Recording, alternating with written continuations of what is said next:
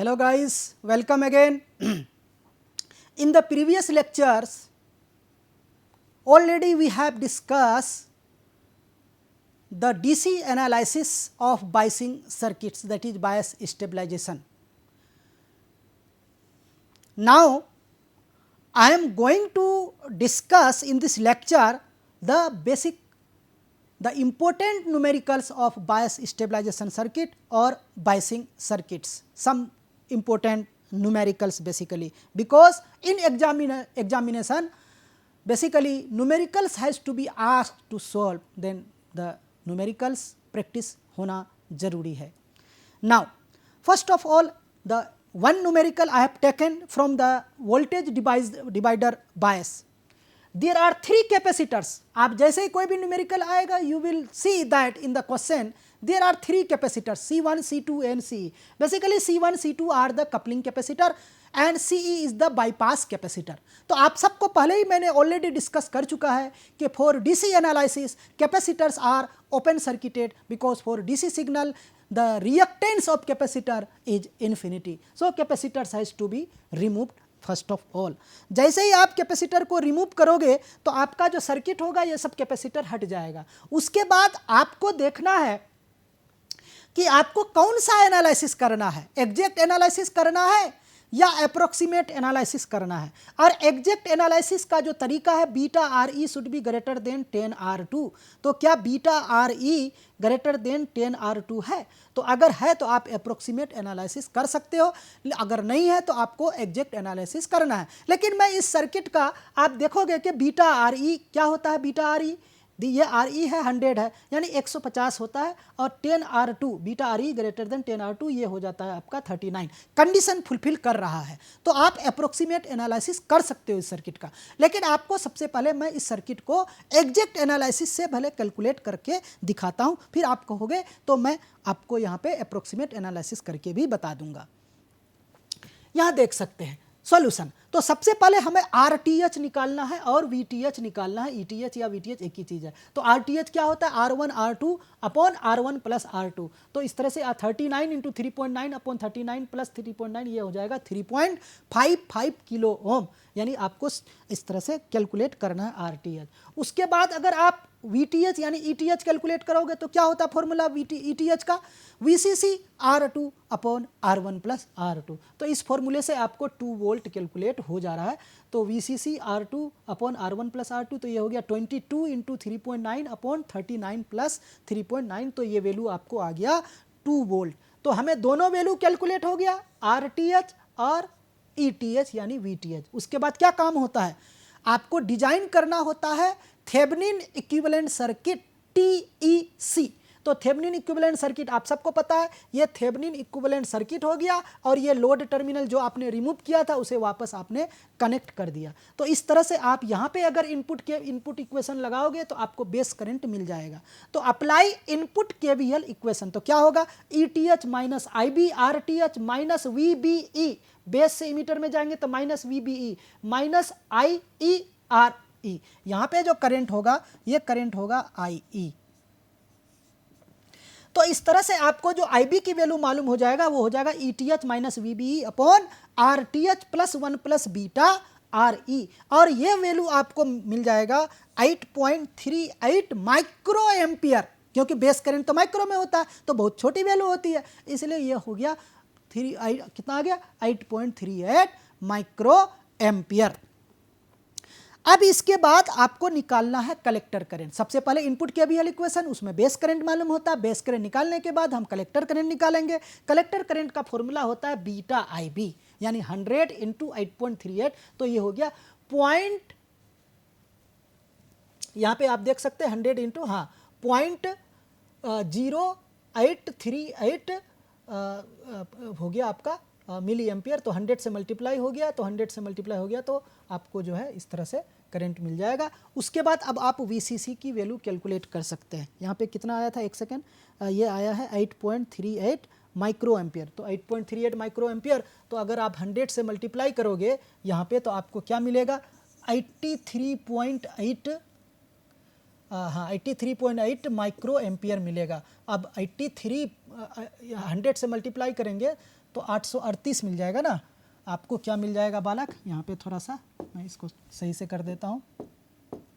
हाँ, ये आपको आ जाएगा, अगर मल्टीप्लाई 838 माइक्रो एम्पियर हो जाएगा, 838 माइक्रो एम्पियर हो जाएगा। फिर अगर आप इसको मिली में करोगे तो क्या हो जाएगा, 123 यानी 0.838 मिली एम्पियर हो जाएगा। ठीक है बालक, तो इस तरह से आपको थोड़ा सा सावधानी भी लेना है माइक्रो और मिली में। Now apply output KVL equation. अगर आप आउटपुट केवीएल इक्वेशन लिखोगे तो क्या होगा, VCC minus ICRC minus VCE minus 1 plus beta IB into RE equal to 0। आप इक्वेशन यहाँ पे ही देख सकते हो।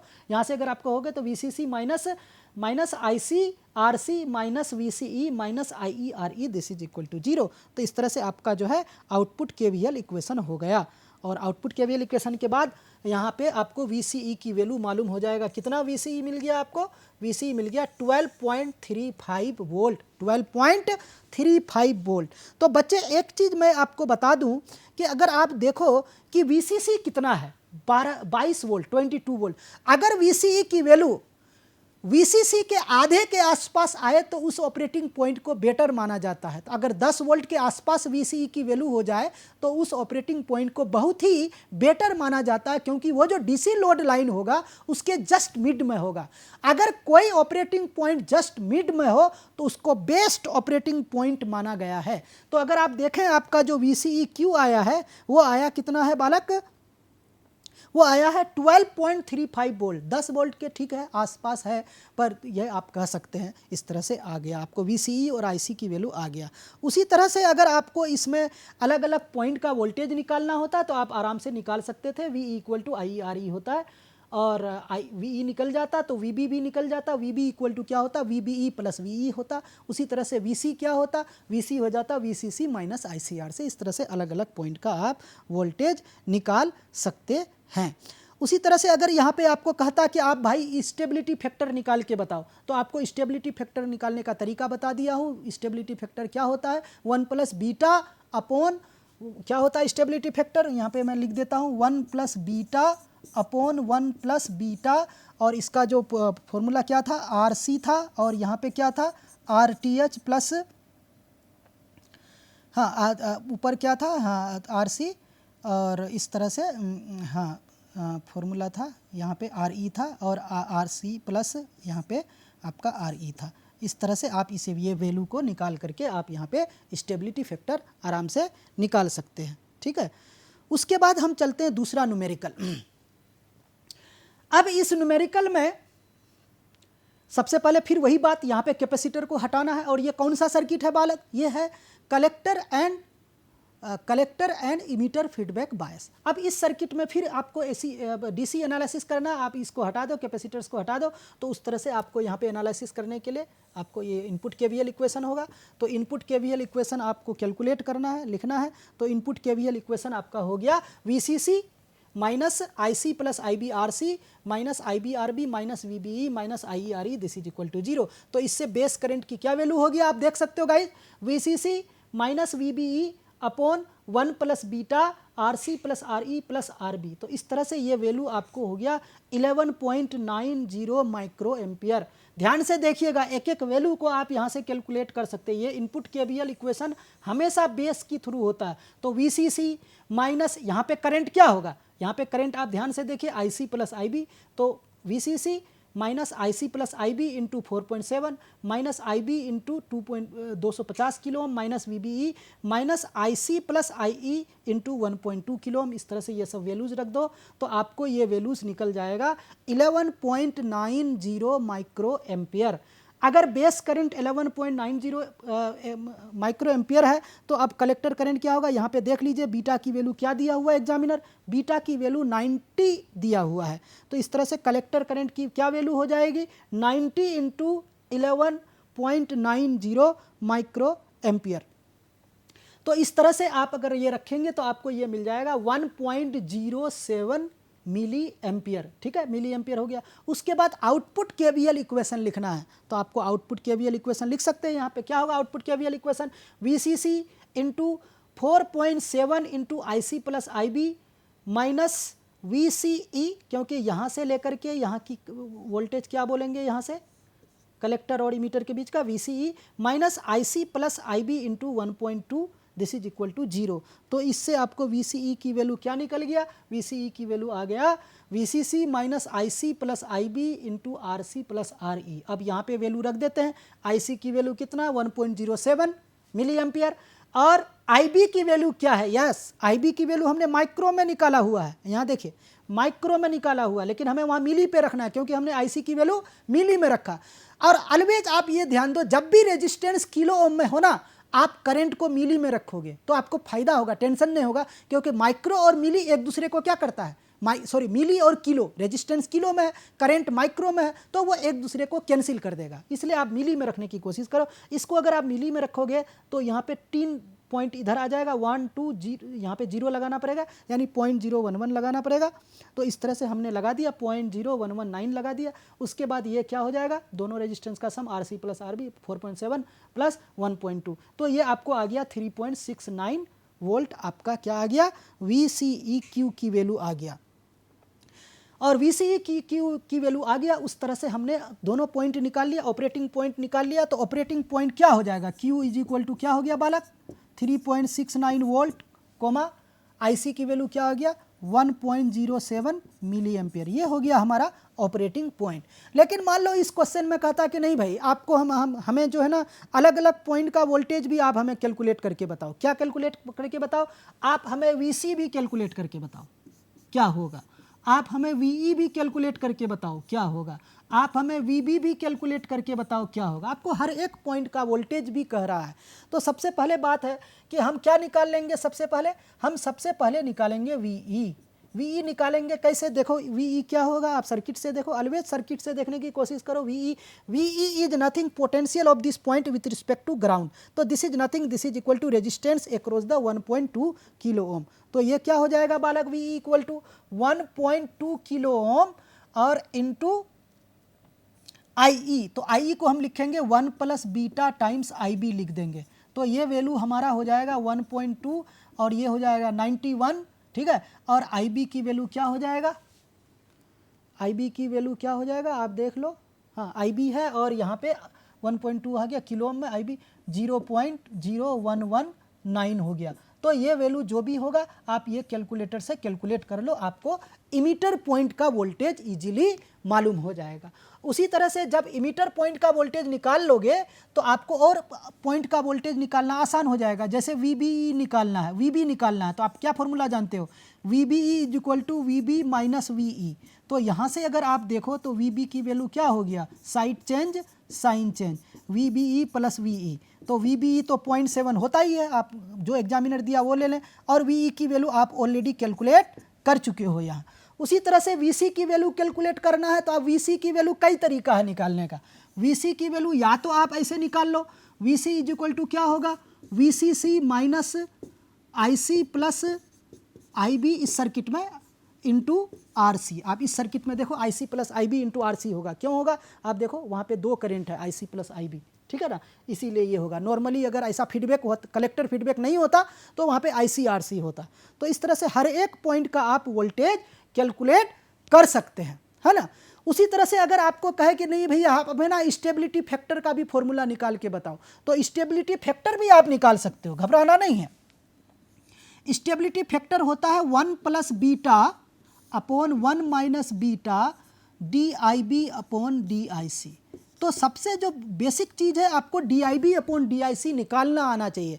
तो DIB अपॉन DIC निकालने के लिए आप इनपुट KVL इक्वेशन पे ध्यान दोगे, यहाँ पे इनपुट KVL इक्वेशन पे ध्यान दोगे। तो यहाँ पे अगर आप इनपुट KVL इक्वेशन पे ध्यान दोगे तो आपको इजीली DIB अपॉन DIC की वैल्यू मालूम हो जाएगा। अगर डिफ्रेंशिएट करो IC से तो ये क्या होगा, बोलो 0 माइनस ये क्या हो जाएगा, सबसे पहले RC इंटू क्या है IC है, तो ये क्या हो जाएगा, IC का डिफ्रेंशिएशन IC के रिस्पेक्ट में तो 1, तो यानी माइनस RC आ जाएगा। और यहाँ पे RC into DIB upon DIC आ जाएगा माइनस में, और यहाँ पे क्या हो जाएगा, DIB upon DIC into RB हो जाएगा, ये 0 हो जाएगा। यहाँ पे भी IC प्लस IB करोगे तो एक टर्म माइनस RE हो जाएगा और एक टर्म हो जाएगा RE DIB अपॉन DIC हो जाएगा। तो इस तरह से आपको अगर DIB अपॉन DIC की वैल्यू निकालोगे यहाँ से तो आपको क्या आ जाएगा, ध्यान से देखिए, आपका क्या आ जाएगा, एक टर्म तो आर सी आएगा और एक टर्म यहाँ पे आर ई आएगा, तो minus R C plus R E आएगा यहाँ पे।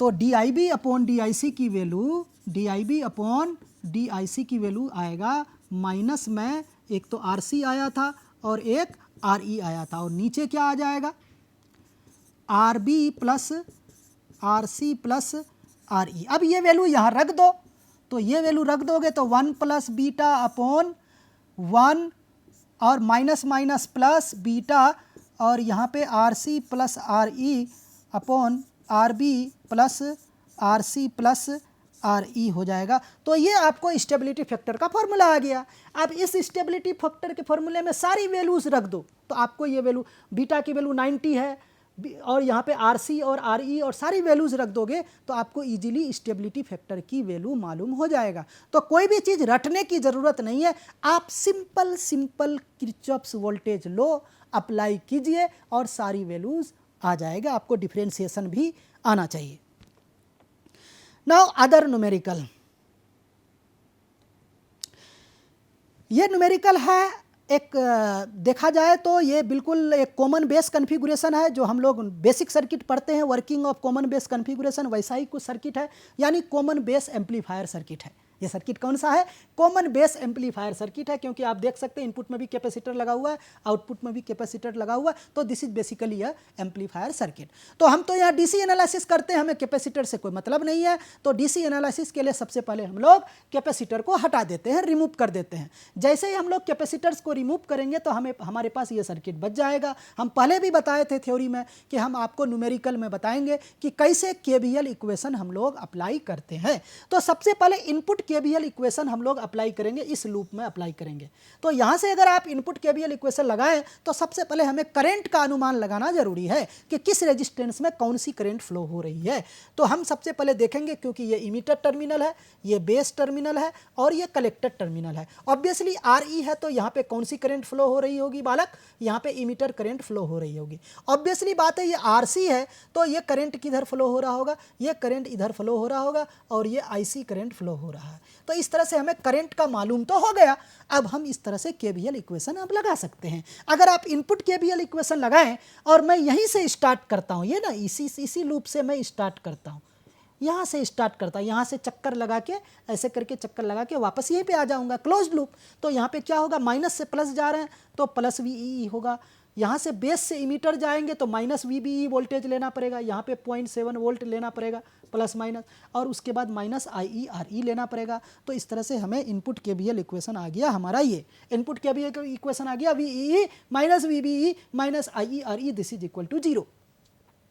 तो इससे हम इनपुट करंट यानी इमीटर करंट की वैल्यू इजीली निकाल सकते हैं। तो इमीटर करंट की वैल्यू क्या हो गया, V minus V B E upon R E. तो 4 माइनस 0.7, क्योंकि वी बी ई की वैल्यू 0.7 होता है, तो 4 माइनस 0.7 अपॉन 1.2, तो ये आ गया 2.75 मिली एम्पियर। ये इनपुट करंट है। और ध्यान दीजिए बालक, कॉमन इमीटर में इनपुट करंट बेस करंट होता है, लेकिन कॉमन बेस में इनपुट करंट इमीटर करंट होता है। तो कंफ्यूज करने की जरूरत नहीं है। क्यों? क्योंकि कॉमन बेस है, तो इनपुट लूप लगाए हो, तो इनपुट लूप में इनपुट है ना करंट मिलेगा, तो इनपुट करंट तो आपको आई ही मिलेगा। इस तरह आई हमने निकाल लिया। अब आपको होगा कि सर हम आई बी कैसे निकालें, तो सिंपल फॉर्मूला जानते हैं, I equal to 1 plus beta I B होता है। तो इसलिए आई को 1 प्लस बीटा से अगर हम क्या कर दें, डिवाइड कर दें, तो हमें बेस करंट की वैल्यू मालूम हो गया। माइक्रो एम्पियर में 45.08 माइक्रो एम्पियर, या कह सकते हो 0.04508 मिली एम्पियर। तो इस तरह से बेस करंट, आप इसको चाहो तो इसको करंट को क्या लिख सकते हो, 0.045 है ना 08 मिली एम्पियर। आपको मिली में लिखना है तो मिली में लिखो, माइक्रो में लिखना है तो माइक्रो में लिखो। ठीक है बालक। अब देखो कि हम कैसे क्या करेंगे, VCE निकालना है बालक। तो ऐसा करते हैं, एक लूप हम VCB का भी निकाल लेते हैं। हम क्या निकाल लेते हैं, अगर हम इस लूप को लगाएंगे तो हमें VCE तो नहीं मिलेगा, VCE VCE पूरे लूप में लगाओगे इक्वेशन तभी आपको VCE मिलेगा, और अगर आप इस लोकल लूप को लगाओगे तो आपको VCB मिलेगा। तो चलो एक VCB का भी लिख लेते हैं, एक दूसरा फॉर्मूला लिख लेंगे, इक्वेशन लिख लेंगे, तीन इक्वेशन हम लिख सकते हैं। तो चलो हम ये छोटा सा लूप में पहले एक फॉर्मूला लगाते हैं। क्या लगाएंगे, यहाँ पे क्या हो जाएगा, 10 minus IC into RC minus VCB this is equal to 0। क्योंकि मान लो एग्जामिनर पूछ दिया कि VCB निकालो, आप कलेक्टर और बेस के बीच का वोल्टेज निकालो, तो क्यों हम नहीं निकाल सकते, बिल्कुल निकाल सकते हैं।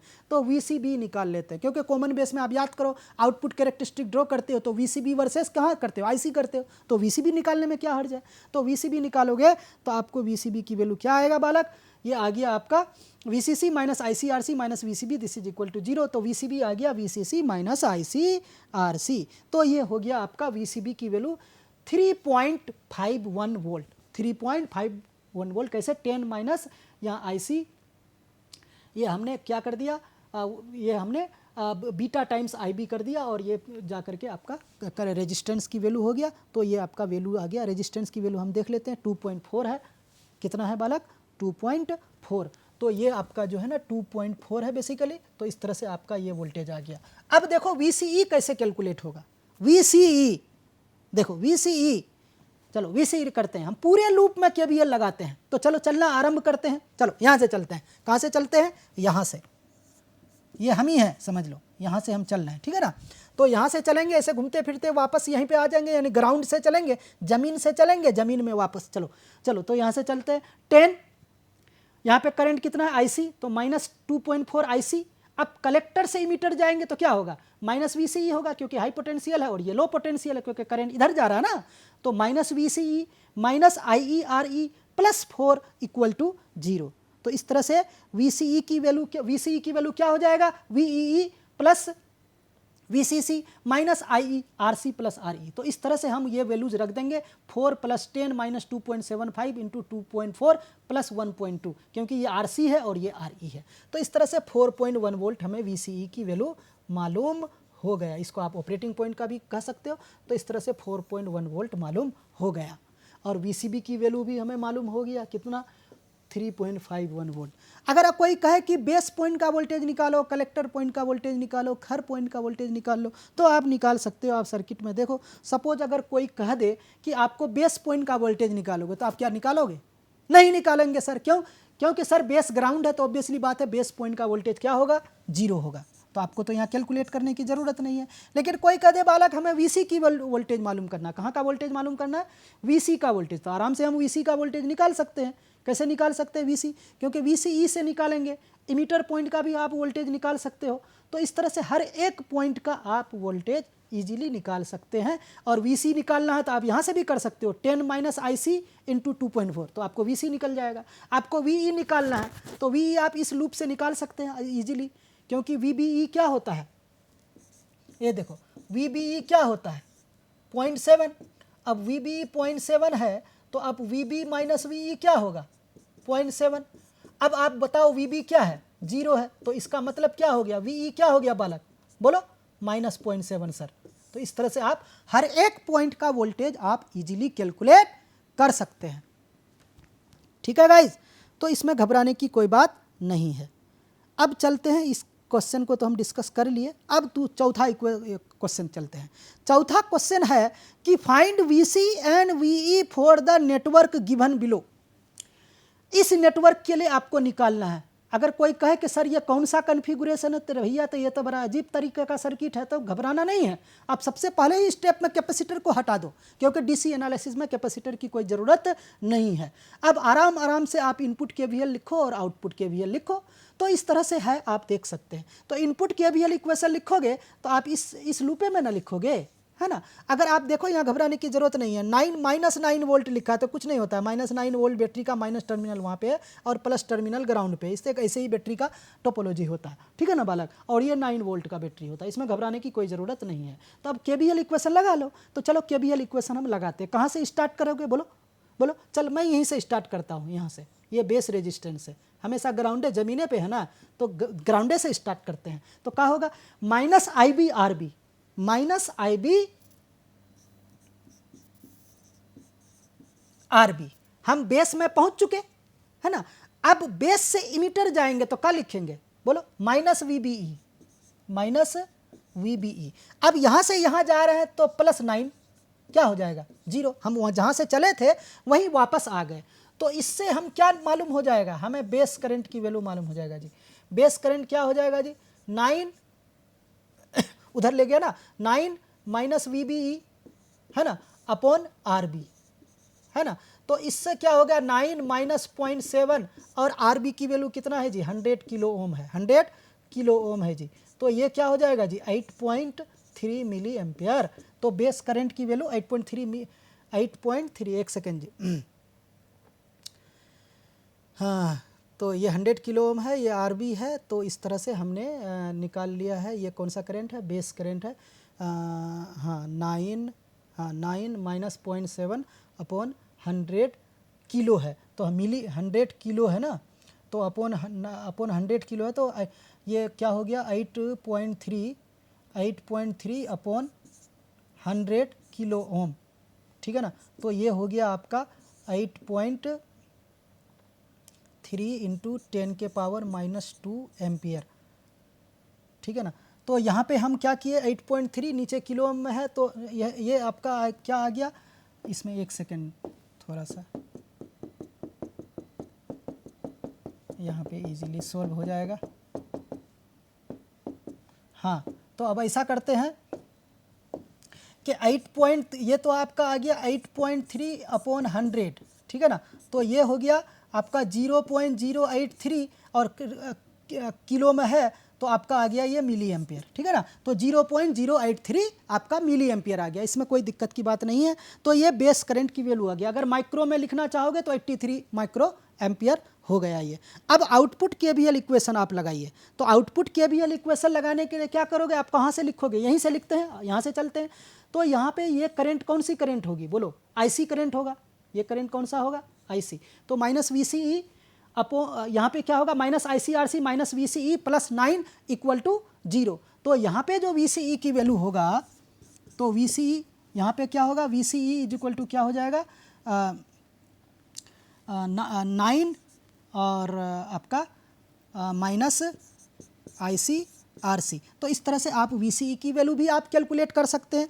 तो आप इस तरह से हर एक पॉइंट का वोल्टेज कैलकुलेट कर सकते हैं। उसी तरह से आप मान लो ये सर्किट है, ये वोल्टेज डिवाइडर बायस है, इसको भी आपको सोल्व करना है।